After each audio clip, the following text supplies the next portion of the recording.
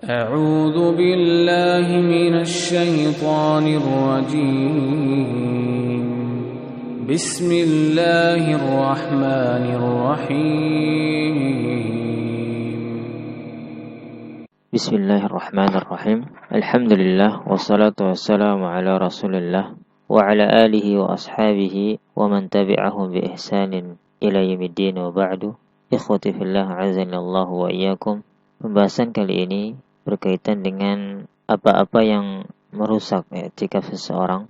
Yang pertama, keluar dari masjid seluruh badan tanpa kebutuhan, tanpa keperluan. Maka seseorang yang keluar dari masjid tanpa kebutuhan darurat, maka bisa membatalkan i'tikafnya.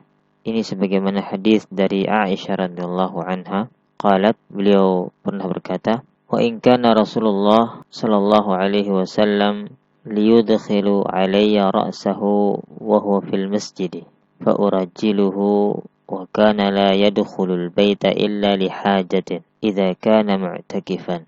Kata Aisyah radhiyallahu anha, sungguh Nabi sallallahu alaihi wasallam pernah menjulurkan kepala beliau kepadaku ketika sedang berada di masjid. Lalu aku menyisir rambut beliau dan beliau tidaklah masuk ke rumah kecuali ketika ada keperluan, ada hajat seperti buang hajat dan sebagainya, apabila beliau sedang beriktikaf.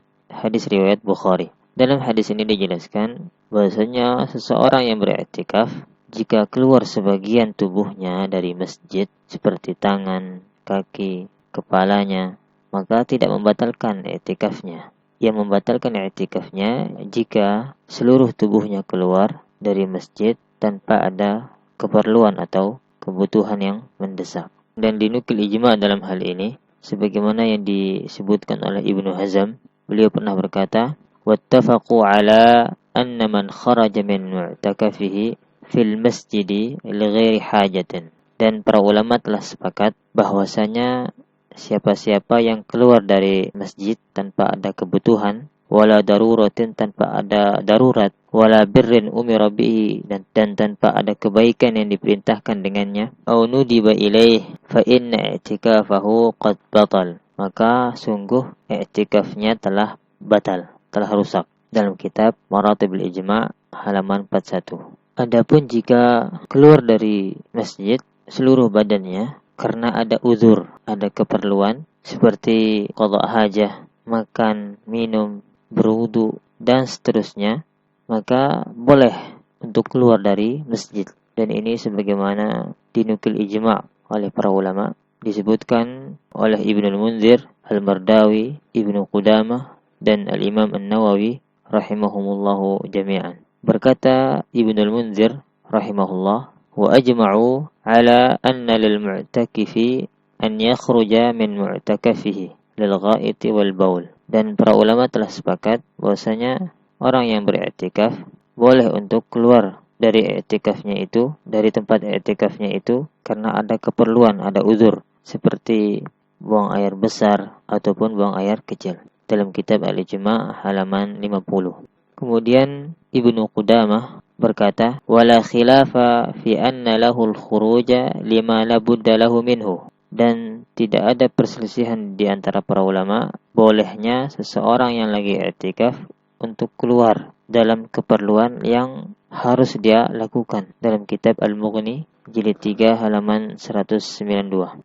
Aisyah radhiyallahu anha pernah berkata, as-sunnatu 'alal mu'takifi an la ya'uda maridan wa la yashhada janazatan wa la yamassa imra'atan wa la yubashiraha wa la yakhruja li hajatin illa lima la budda minhu. Kata Aisyah radhiyallahu anha, yang disunahkan atas orang yang beriktikaf adalah tidak menjenguk orang yang sedang sakit, serta tidak mengiringi jenazah, serta tidak menyentuh wanita, tidak bercampur dengannya, tidak keluar untuk suatu keperluan kecuali karena sesuatu yang harus ia lakukan, dan tidak ada i'tikaf kecuali disertai puasa, dan tidak ada i'tikaf kecuali di masjid yang padanya dilakukan salat Jumat. Hadis riwayat Abu Daud. Kemudian yang kedua, di antara yang merusak i'tikaf seseorang adalah berjima atau melakukan hubungan suami istri. Oleh karena itu seseorang yang bersenggama dengan istrinya, berjima dengan istrinya, dan dia dalam keadaan i'tikaf, maka i'tikafnya batal. Sebagaimana firman Allah Subhanahu wa taala, "Wala tubashiruhunna wa antum 'akifuna fil masajid." Kata Allah, maka janganlah kamu campuri mereka ketika kamu beriktikaf dalam masjid. Quran surat Al-Baqarah ayat 187. Dan telah dinukil ijma' dalam hal ini sebagaimana yang disebutkan oleh Ibnu Al-Munzir, Al-Jassas, Ibnu Hazm, Ibnu Abdul Bar, Ibnu Rushd dan ulama lainnya. Berkata Ibnu Hazm rahimahullah, "Wattafaqu anna al-wat'a yufsidul i'tikaf." Dan para ulama telah sepakat bahwasanya berhubungan suami istri dan dia beriktikaf bisa membatalkan i'tikafnya. Dalam kitab Maratibul Ijma' halaman 41. Dan juga berkata Ibnu Abdul Bar rahimahullah, "Wala a'lamu khilafan fil mu'takifi yata'u ahlahu 'amidan annahu qad afsada i'tikafahu." Dan aku tidak mengetahui perselisihan di antara para ulama pada seseorang yang beriktikaf kemudian dia berjima atau berhubungan suami istri dengan sengaja, maka telah rusak i'tikafnya. Dalam kitab Al-Istidhkar jilid 10 halaman 317. Adapun jika seseorang yang beriktikaf mimpi basah misalnya dan keluar air maninya, maka ini tidak merusak i'tikafnya dan wajib baginya untuk mandi janabah dan melanjutkan i'tikafnya. Ini sebagaimana kesepakatan ulama mazhab yang 4, Al-Hanafiyah, Al-Malikiyah, Syafi'iyah dan Al-Hanabilah. Dalilnya sebagaimana hadis Aisyah yang pernah kita sebutkan, yaitu di antara jenis orang yang diangkat pencatatan amal soleh dan dosa, yaitu di antaranya bagi yang tidur sampai dia bangun. Dan juga di antara yang tidak merusak i'tikaf seseorang, yaitu keluarnya darah haid dan nifas secara tiba-tiba dan dia dalam keadaan beriktikaf.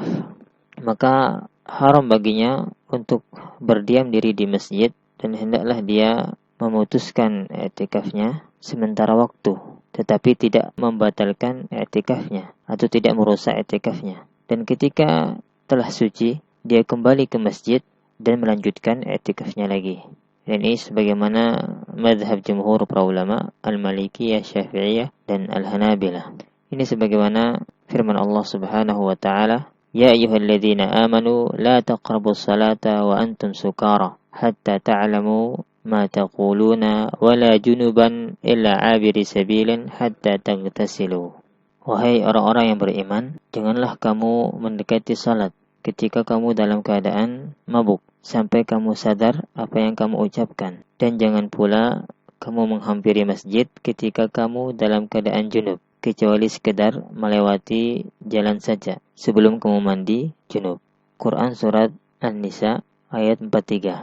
Ayat di atas menerangkan bahwasanya larangan bagi yang sedang berjunub untuk berdiam diri di masjid sampai dia mandi.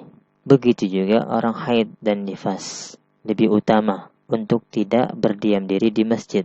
Sebagaimana hadis dari Aisyah radhiyallahu anha, beliau berkata, "Qala li Rasulullah sallallahu alaihi wasallam, nawilini al-khumrata minal masjid." Qalat, faqultu inni haidun. Faqala, inna haidataki laysat fi yadiki. Aisyah berkata, Rasulullah sallallahu alaihi wasallam bersabda kepadaku, "Ambilkan untukku tikar kecil dari masjid." Aisyah menjawab, "Sesungguhnya aku sedang haid." Beliau bersabda, "Sesungguhnya haidmu tidak terletak pada tanganmu." Hadis riwayat Muslim. Dalam hadis ini dijelaskan bahwasanya dalam perkara melewati masjid dan tidak berdiam diri di masjid dibolehkan bagi yang sedang haid. Begitu juga yang tidak merusak i'tikaf seseorang, yaitu tiba-tiba dia dalam keadaan pingsan atau gila. Maka baginya untuk memutus i'tikafnya, dan ketika dia telah sadar, maka boleh baginya untuk melanjutkan i'tikafnya. Dan ini sebagaimana mazhab jumhur para ulama. Dalilnya sebagaimana hadis Aisyah yang telah kita sebutkan. Karena diangkat pena pencatatan amal soleh dan dosa bagi 3 jenis orang. Di antaranya orang yang gila sampai dia berakal atau sampai dia sadar. Dan ini termasuk uzur baginya. Kemudian yang ketiga, di antara apa-apa yang bisa merusak i'tikaf seseorang, yaitu murtad.